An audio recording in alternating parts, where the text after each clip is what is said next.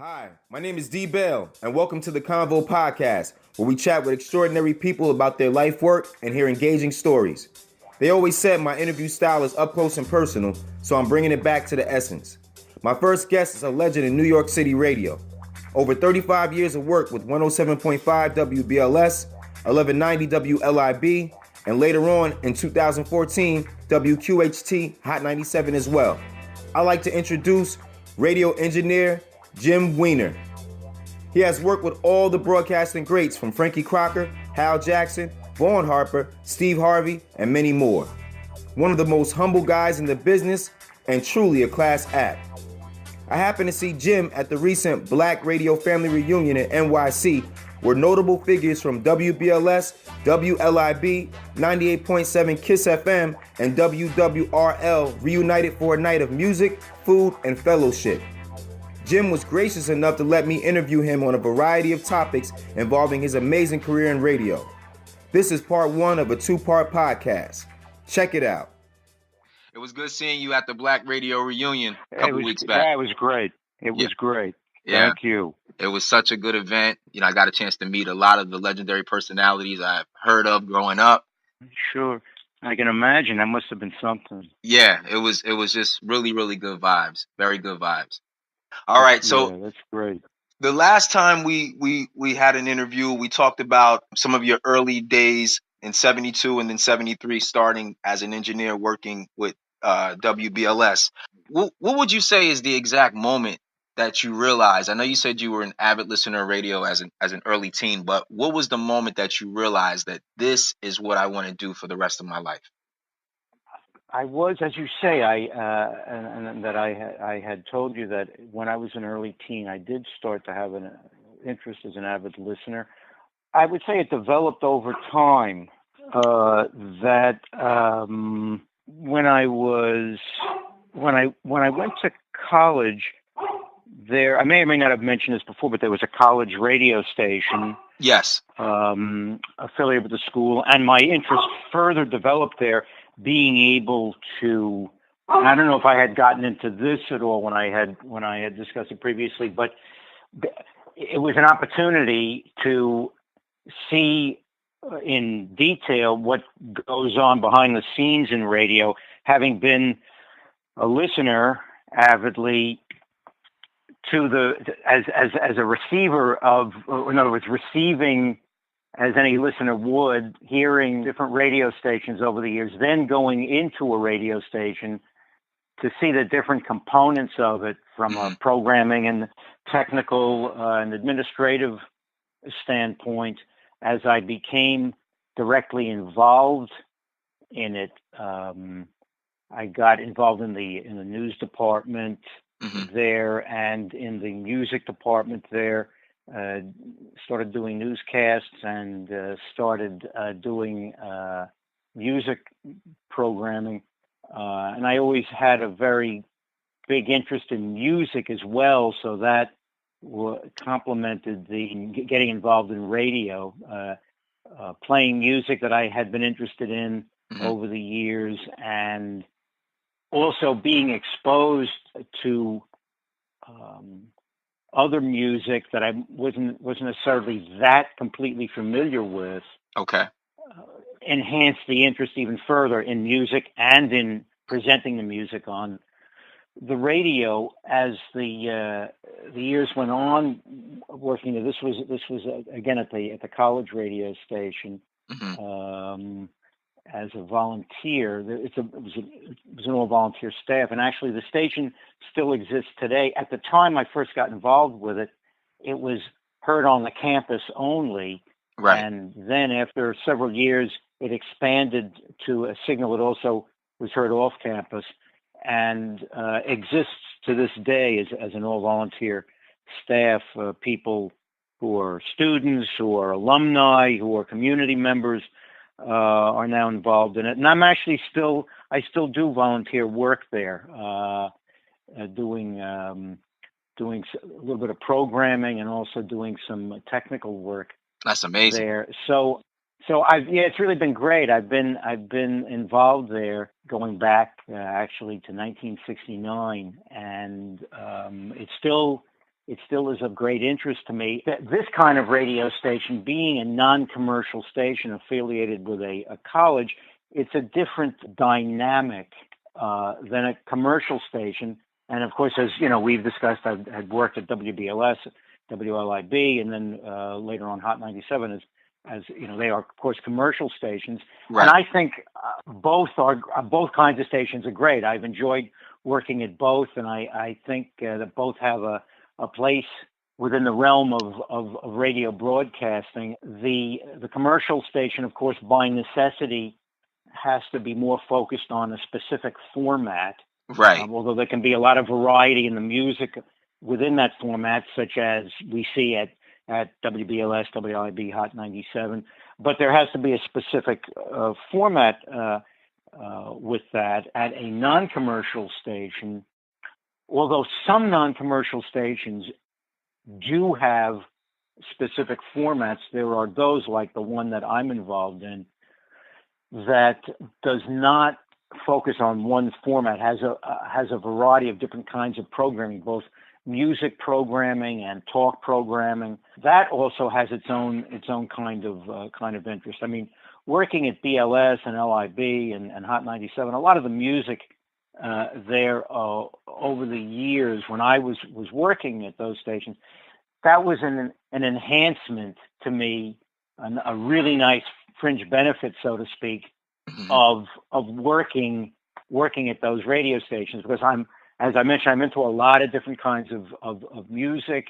Having a chance to just be surrounded by that music over the years really enhanced the interest to me of working at those radio stations. At the non-commercial station I work at, which is it's actually WUSB at Stony Brook University on Long Island. Again, the kind of programming there has a very diverse form of, in terms of music, diverse form.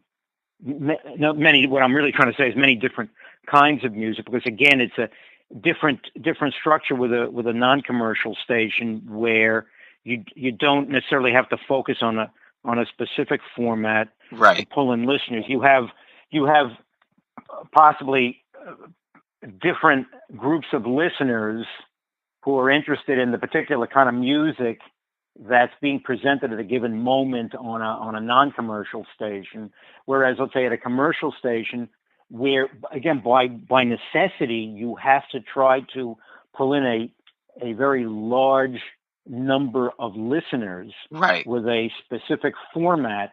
With a non-commercial station, you can afford, so to speak, to have segments of the audience, different segments of the audience, tuning in at different times. Now, there are some listeners I've gleaned from working at the non-commercial station that actually have that station on practically all the time, and they're into different kinds of music, and so they'll listen from show to show. So, but getting back to your original question, that's really what propelled me even more intensely in an interest in radio, working at WUSB. As time went on, I got an opportunity to work at WBLS in engineering. It was very enthusiastically, was grateful for that opportunity, and then started working there. And as I've mentioned, that in terms of chronologically, that expanded my interest in radio, working there even further, because I became exposed to even more of the dynamics and the mechanics and the details of radio. Being exposed to a commercial station, getting a view of what it took to sell time on a commercial station, and to see what the sales department did and what the marketing department did, or what they do. And again, getting further into different kinds of music. This was the music format on WBLS, getting exposed to that on a day-to-day basis, further increased my interest and enjoyment. And then not long after that, I worked at WLIB, which had its own kind of format, both music, and then for a period of time, talk format as well. Then many years later, just more recently, also working at Hot 97, also further added to my interest in what was getting on the air and how the on-air talent presented the programming at all the three radio stations, added a dynamic added a dimension of interest for me of seeing what it took on a daily basis for an announcer. Mm-hmm. Because again, at a non-commercial station, you have, generally speaking, at least when I have worked at, a much larger, just by nature of its structure, a much larger on-air staff, it's all volunteer staff, and you have all these different programs. You have many different announcers, whereas, again, by its nature at a commercial station, you have a smaller number of announcers who therefore on a daily basis, people who work, the announcers who are on during the week, and then the announcers who are on the weekend, on Saturday and Sunday, they all have to develop a large audience and a large following and a consistent following, and to see how they approach that, I thought was fascinating. Of course, in addition just to the voice techniques and the technique of delivery, how they would, either through some prepared material or just through ad-libbing, would be able to draw an audience in. I thought that was intriguing over the years, and I developed a lot of admiration for because you mentioned the reunion recently of so many different announcers over the years that are working and have worked at BLS and LIB and Hot 97 and to mention other stations, WWRL and WNJR, and these are individuals that I have considered a privilege to work with. And again, I'm not trivializing the people I work with at WUSB at the non-commercial station. I understand. There are fantastic people that work there that are very talented, put together great programming. But in terms of focusing on the BLS, LIB, and the other radio stations as well, particularly BLS and LIB for myself, because I spent so much time there on a daily basis working there.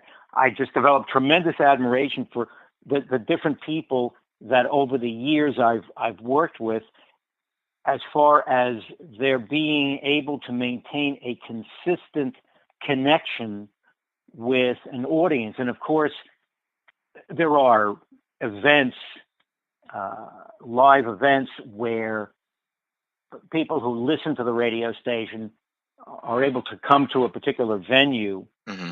I mean, just as one example, let's say Circle of Sisters, but any number of these different special events during the course of a year, and the listeners can come and actually see the on-air talent and actually connect a face with a voice. To me, what's so impressive is that most of the time the audience doesn't see, and some may never see, the announcer that they're making this connection with, that they're listening to over the years. It's very impressive to me to see or to have worked in an arena where on a day-to-day basis an announcer walks into a studio and sits down at a microphone, and of course the audience doesn't see them, and they don't see the audience either, and they develop that technique that very often, when in general it's discussed how an on-air personality makes a good connection with listeners, the technique, which I'm sure you're probably familiar with, is where the on-air personality visualizes that they're talking to one person. They're not talking to, they have a large audience, but it's not as if they're standing in some large arena or stadium and having to project out to a large number of people. When they're sitting in the radio station, it's very personal. It's very intimate. Visualize exactly, and seeing people do that on a consistent basis over the years is very, very impressive to me, because these are people who are coming in. They've got their own lives. The announcers, they've got their own lives that they're dealing with. Granted, it's their job, but still, it's impressive to see them for the number of, let's say, for the few or several hours they're on the air each day.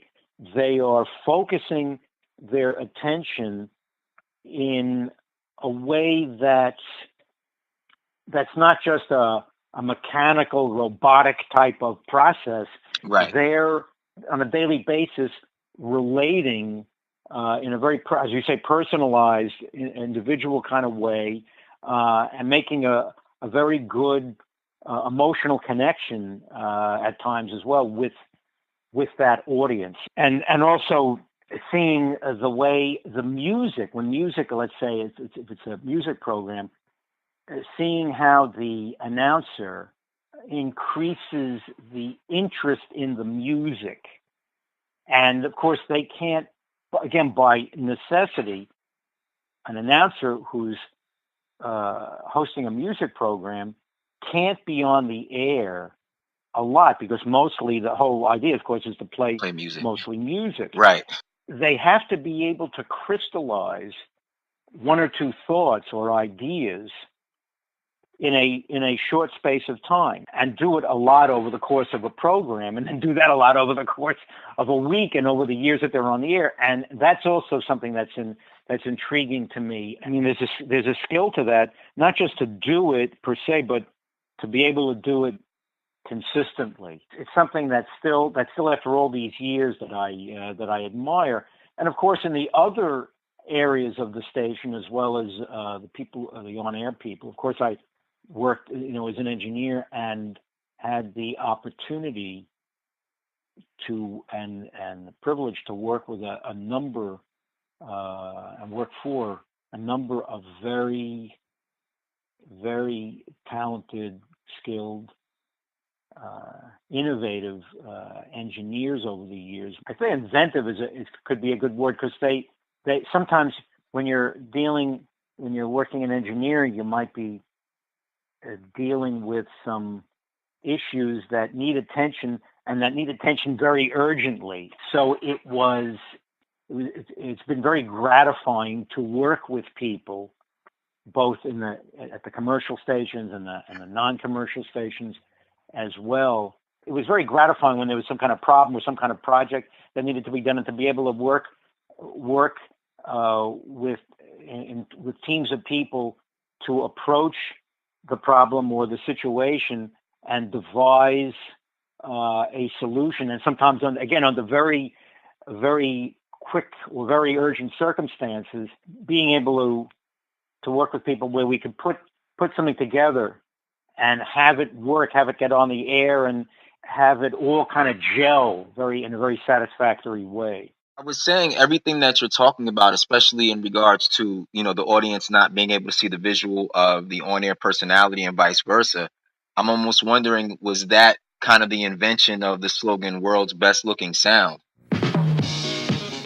WBLS-FM, the biggest beat in the biggest city. WBLS-FM, the most beautiful people in the most beautiful city. WBLS-FM, the most exciting sound in the most exciting city. World's best looking sound. WBLS 107.5 FM. That's an interesting question. You can't see something on the radio. Nowadays, there are platforms where people can more easily they don't have to come to a live event, but they can just look on their device, right, and they can see the personalities and see things behind the scenes at the station. There's all kinds of things now, but still, a lot of this is still, even nowadays, it's still primarily an audio platform where someone, especially if they're driving in their car, they're not seeing the person. But back then, there wasn't all of these additional platforms. Right.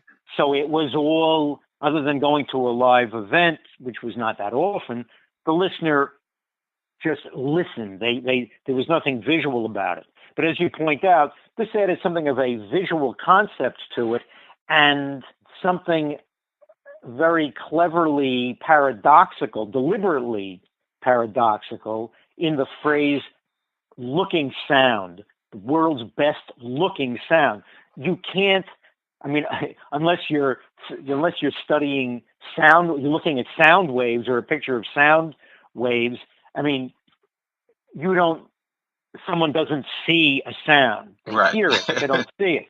So Gotcha. as you point out, this was something I personally think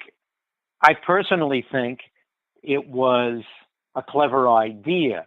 And I think it certainly has remained.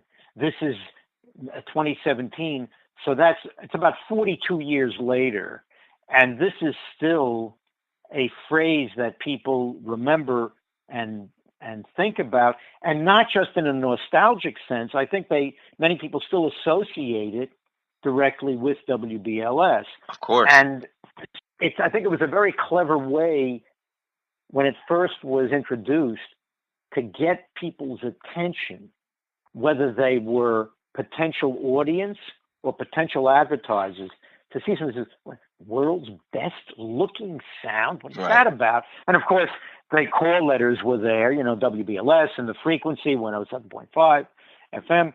And so it captured attention. And I'm not somebody that was in a position to directly see how a correlation between ratings, but I would think that it definitely was a campaign that helped boost the station's audience ratings, a number of people listening, and I wouldn't be surprised if it didn't attract the attention of advertisers who would then decide to advertise, or as time went on, if the ratings increased, then it would also attract more advertisers. And it was nice because the different posters had pictures of people. It might have even been more than 5, but I in particular remember, I think there was initially 4 that were introduced, and then some others were added. But people were doing different things. You mentioned roller skating, or I remember, I'm 99% sure I have this right, that one of the posters, there was a lady and a gentleman, okay, that were, I guess, outside on a sunny day, maybe in a park, and they were well dressed. The man had a suit on, and the woman had a nice, stylish dress on. They were enjoying a hot dog together. Okay, as from, let's say, a hot dog stand. I think what was clever about this is that I took that part of it was getting across the idea in this broad appeal to a large to a demographic, to a number of different demographics. These people were stylishly dressed, but they weren't necessarily sitting in a very elegant restaurant. They were enjoying a couple of hot dogs outside. right. And there was another poster with a couple of with a well-dressed couple. And as I remember, they were sitting at in an elegant restaurant. Mm-hmm. And I think that these were different ways of getting across the idea that this is appealing to an audience that has a sense of style, but where it's not exclusively people who are always wearing very expensive clothing and always dining at very expensive restaurants, that it cuts across, that the demographic cut across gender, age, levels of income, but that there were many people, regardless of any of these categories, that were a desirable audience, that whether let's say a man's wearing a suit, or he's wearing casual clothes, or he's just wearing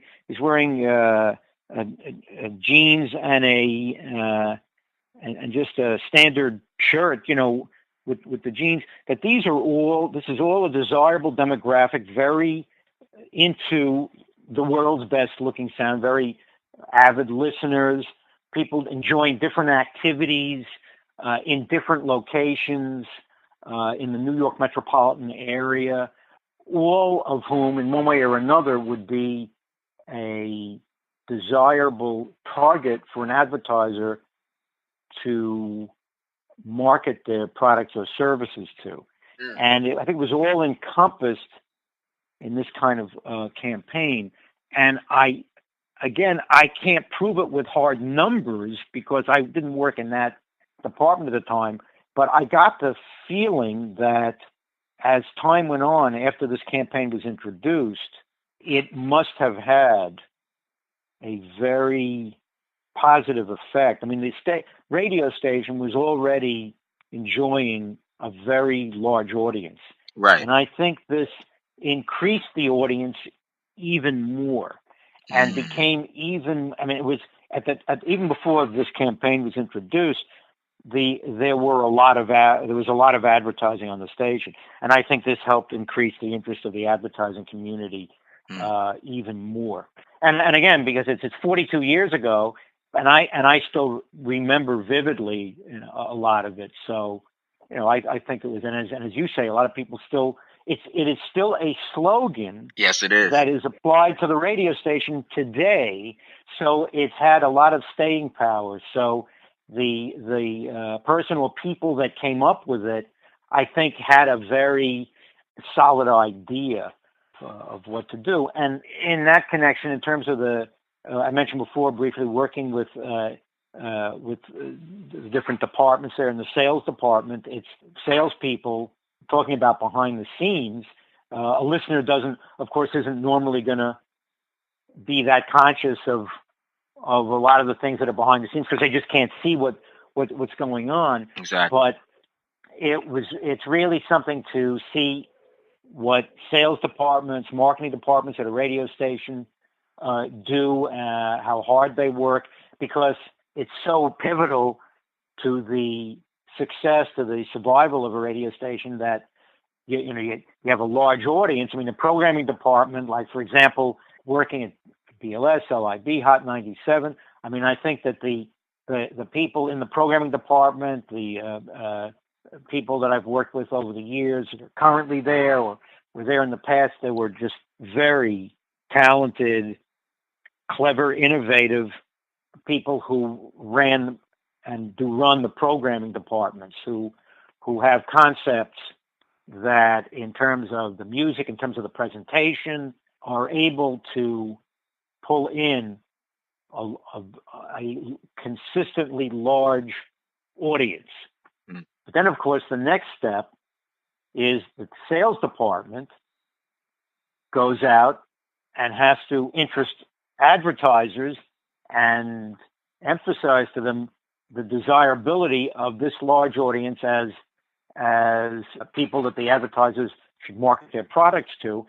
It's not like there's just one radio station of course, on the dial. So particularly in an area like the New York metro area, sales departments, marketing departments have to work very hard. It's very competitive.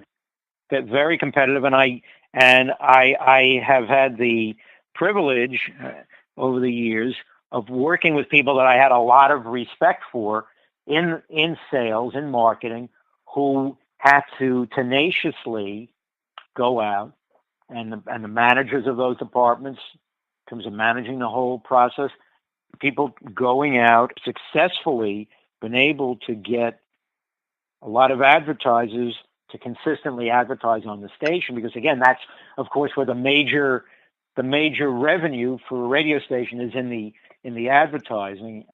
So that was a process. Again, going back to the original question about my interest in radio, that also added to my interest in radio, seeing how that was such, because I had come from a non-commercial experience in radio, And then going into the commercial realm, seeing this dynamic. I mean, in a non-commercial station, you can get some funding from the organization with which you're affiliated.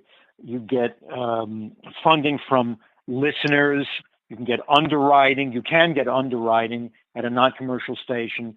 It's not strictly advertising. You can't discuss products and make certain claims about products, even if the claims are true, or claims about services. You have to put it in a very neutral way when you do underwriting announcements in non-commercial radio. You can get financial support through underwriting from individuals or from organizations in non-commercial radio. But in commercial radio, of course, when I first got involved in that, this was a whole different thing, Right. Where there isn't underwriting. You can't ask listeners to give financial support. You have to go out into the world, so to speak, and find people that are interested in advertising on the station. And that, I mean, so that was it's a whole different dynamic. I mean, it might sound somewhat the same, but between listening to a non-commercial station and the commercial station, but it's vastly different in terms of what keeps them on the air, so to speak. And I mean, I consider myself lucky because I have found in the work that I have done over the years in both areas, I found it both to be very interesting and worthwhile.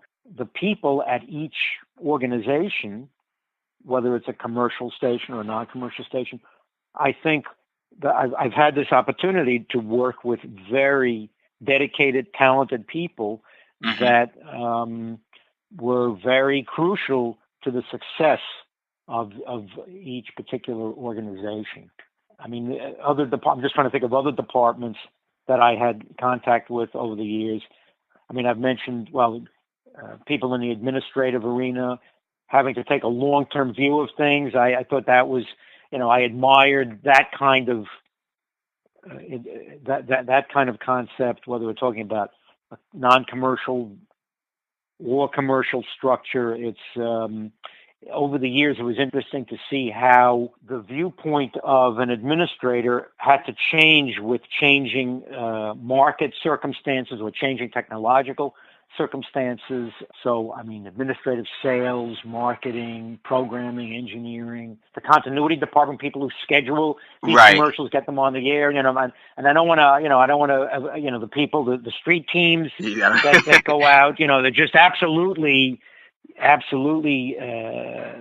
terrific, all very terrific people, very, very hardworking people. I mean, it's just extraordinary to see all the energy that people put into it on a consistent basis. And if I've forgotten any department or anybody, I apologize. But go ahead. I'm sorry. I think you covered all bases, and I truly appreciate the way that you give regards to all the different pieces of the puzzle, because a lot of people don't realize that the radio station itself is a combination of many different departments that work together. They just view the radio station as just one entity, and ultimately it is, but there are different departments, different teams that all kind of work together to make this radio magic happen.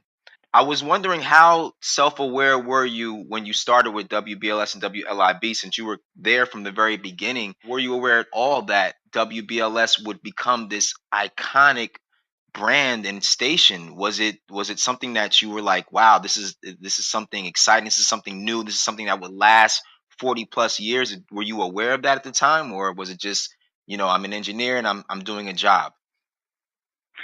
Actually, I will say this. I was there. I started there in late 1972. So it was not the very beginning, but it was close to the very beginning of that format. That format, I would guess, had its origins and got started around the years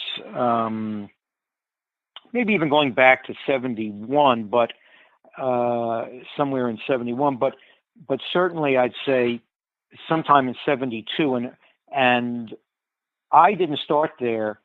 I started there part-time in December of 72, so it was very, it's the very end of the year, and then I did a little part-time work until April of 73, and then started working there full-time then. But so I probably started there pretty close to when it had its beginnings in terms of that particular format. Gotcha. I wasn't there at the very start.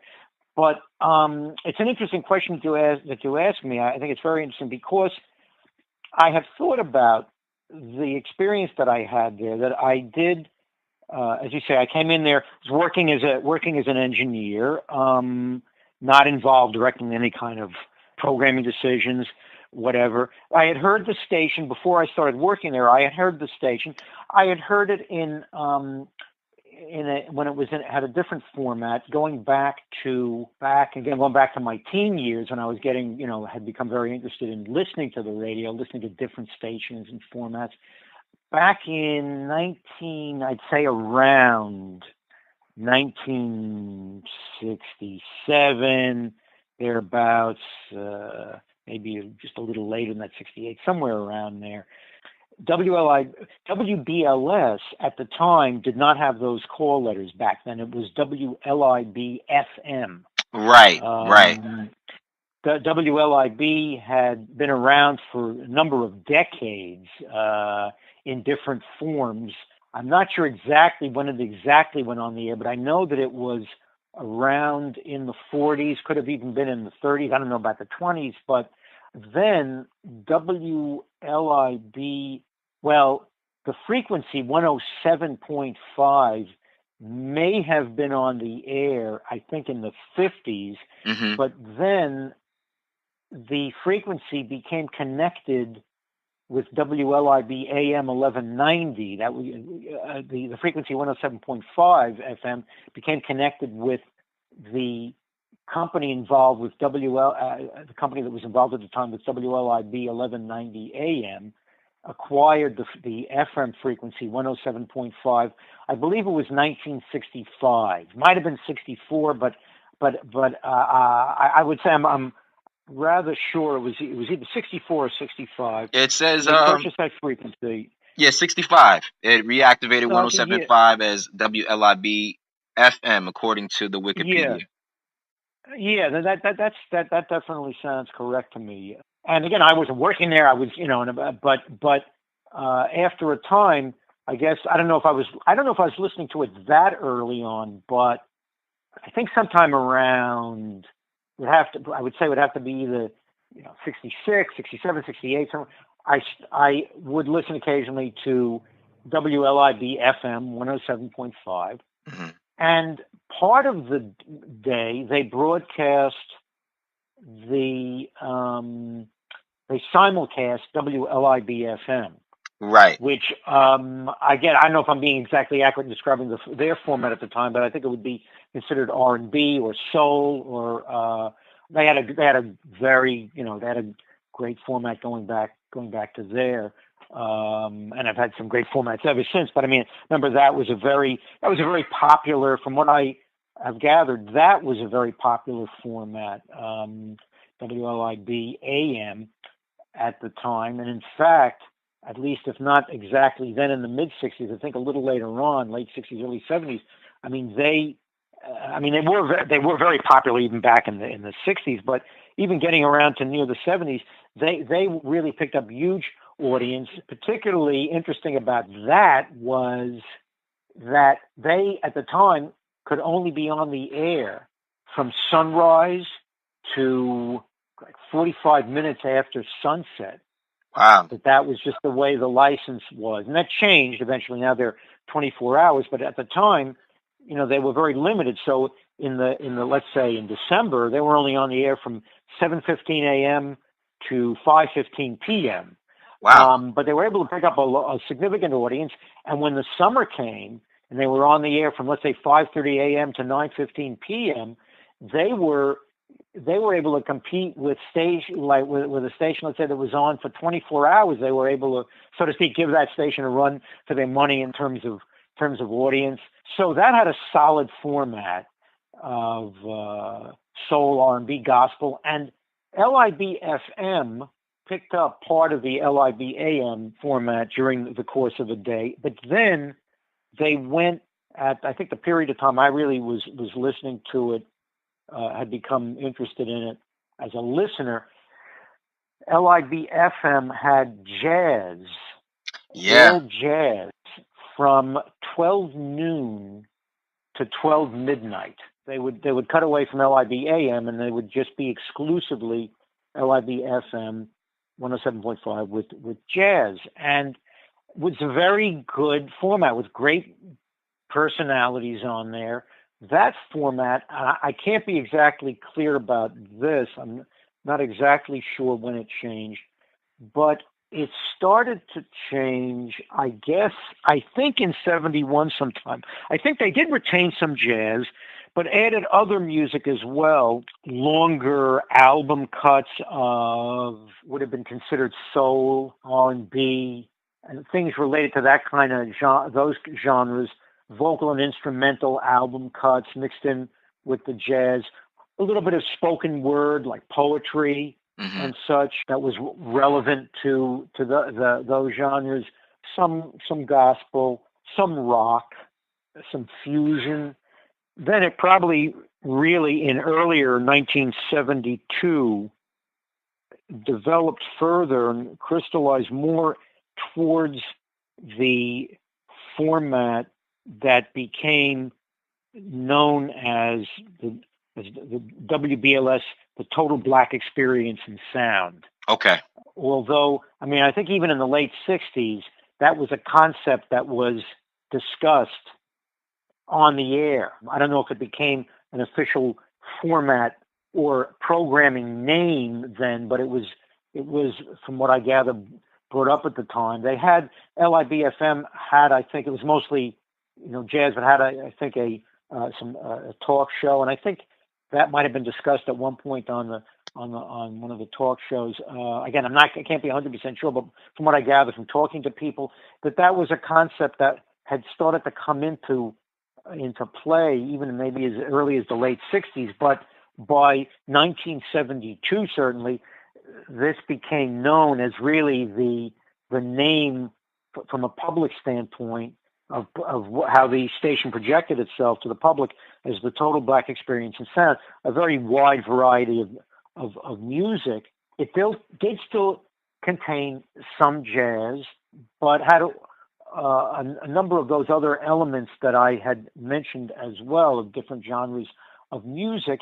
And then ultimately it became, during the 1970s, early to mid-70s, the station as you would think of it probably now, even though it's fine-tuned somewhat now to reflect current musical output. I mean, right now WBLS has, I've always considered it, not just because I worked there, but just as a listener, I've always considered WBLS to, over the years, to have done a spectacular job of having music on its regular format that goes from, let's say, back in the 1960s or 70s, all the way up to the present day, where it has so successfully mixed in current R&B with I don't know, again, what term would be applied to them. You could call it oldies,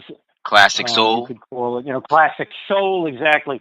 It's been able, the radio station, through the efforts of a number of talented people, that again, I've been privileged to have worked with, have been able to maintain the format of the station to appeal to a very broad age range of listeners with music that let's say, I'm just going to pick an approximate figure. We're talking about approximately 50 years worth of music. Absolutely. Is played there, is played there to this very day, and is mixed in so well together and maintains the interest of the of the audience. Now, what's intriguing about this, and I will get back to your original question about what I sensed was going on at the time. It's just that I'm just trying to set a background here. What's interesting to me is that what we hear on WBLS today is, of course, there's new music, artists that are coming out, current R&B, artists that are releasing recordings that are played on the station. Yes. And they're mixed in with the classic soul. But at the time that I first started working there, let's say late 72, early 73, what we hear today as classic soul was the current music. It was new. It was fresh. That was on there. Right. It was the new, fresh music. It's now stood the test of time. We still hear it today because it still has fresh appeal to people. But you're right. At the time, it was new, fresh music. There were not a lot of older records played back then because occasionally there would be one. But for the most part, the emphasis was on the brand new and the recently, if not some records were just released that we would play, brand new records, and others that were recently released that would still be in the rotation of records played, because there was a lot of music that was coming out at the time that fit very well into this concept of what WBLS was doing. Okay. When I first went to work there, from what I have gathered and gathered at that time, there was a significant audience that had already become attached to the radio station. So I certainly can't take any credit. I mean, in other words, the station was already well into its ascendancy when I first went to work there. So I just want to make sure that people, don't get the idea that I'm not trying to take credit that when I got there, everything started to go way up. It already was going way up when I first went to work there. The train was moving. The train was moving. It was yes, exactly. The train was moving well on its way successfully. So, but my own impression personally, as someone getting involved in radio, that had an interest in radio, someone as a listener, I sensed that this was something, in other words, I got the idea as the months went on that we had a big audience, that we had a very good number of advertisers. Okay. There were already, as I say, when I first went to work there, we had a good-sized audience, a good amount of advertisers. It was already there, and it was increasing. I felt as I got the sense as the months went on, and I was also intrigued by the music, not only the music itself, but how it was put together. Mm-hmm. How the sometimes deliberately so, like when we're talking about world's best looking sound, and how there's a deliberate contradiction in the words looking sound. It gets people's attention. Yeah, they're like, how does sound look? How does sound look? And hey, what's this about? Right. In the same way, even preceding the idea of world's best looking, even preceding the ad campaign, we're going back here again, let's say 72, 73, I remember being in the studio, and one of the at the time when I first went to work there, but working in engineering, I was putting the music, I was putting the elements on the air. In other words, the announcer was in the studio, and I was running the controls there, the microphone, and at the time, this is going back to when there was vinyl. It was LPs or 45s, playing them on turntables, and there were tape cartridges for commercials. I mean, this is way before any of the digital stuff. So, and the announcers also sometimes would work their own controls, but for at least part of the time, the engineers would work the controls for the announcers. But the announcers would cue engineers as to when to, let's say, segue into the next record while the record is playing, whether to let it fade out completely or end completely, and then go to the next record, or blend it somewhat. And that's where that famous ping pong, the so-called ping pong WBLS, left channel, right channel, left channel, right channel. Awesome. Came Awesome. into, or was used a lot over the segues of the records. But one of the things that was interesting is the way these sometimes the records were played one after the other, Mm-hmm. is that there was a deliberate contrast set up from one record to the other, that sometimes it was deliberately worked out so that you'd be playing a record of one kind and then a record of a completely different kind that would really make people sit up and take notice. Say, wait a minute, I didn't expect to hear that kind of record after this kind of record. Right. It's set this it kind of apart. record after that kind of record I was just listening to. What's that about? And so that was also something that was intriguing. I was thinking to myself, this is something a little different than, Okay. or even significantly different than what some of the things that I've heard on the radio. I mean, there was other great radio stations also, but this radio station, WBLS, was clearly, what I was perceiving, clearly the people putting it together in terms of the actual programming, the selection of music, the announcers, how it was all put together. It was something different in how some of the music played and how it was segued. I would say it was as early as